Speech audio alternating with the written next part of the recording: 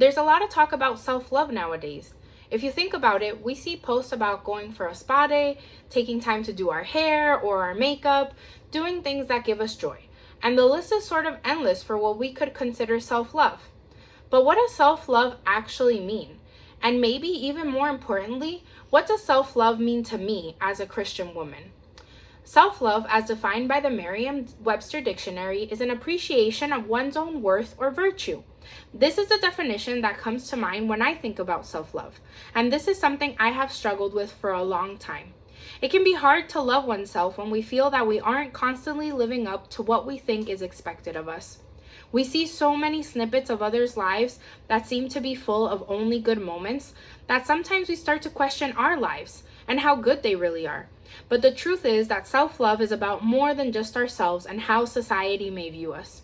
As Christians, we find our worth in the identity that Christ has given us. Ephesians 2:10 reminds us, "For we are his workmanship, created in Christ Jesus for good works, which God prepared beforehand that we should walk in them." We were created by God in his image, and this is an important part of who we are.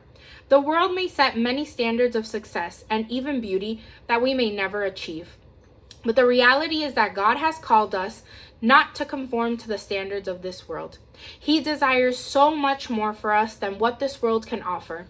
And in the same way, the definition of self-love that the world has painted for us falls short to what self-love as a Christian may look like.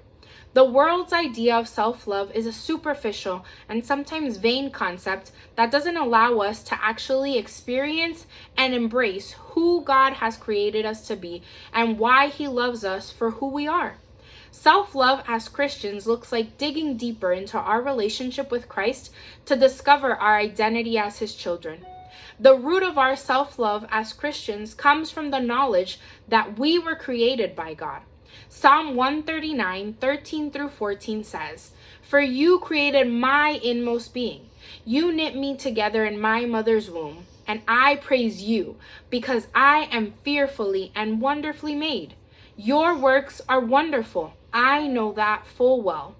Even when we don't measure up to the world's standards, we know that our sights are set on God's standards. And as long as we are following him and being faithful to him, we can be confident that we are more than enough.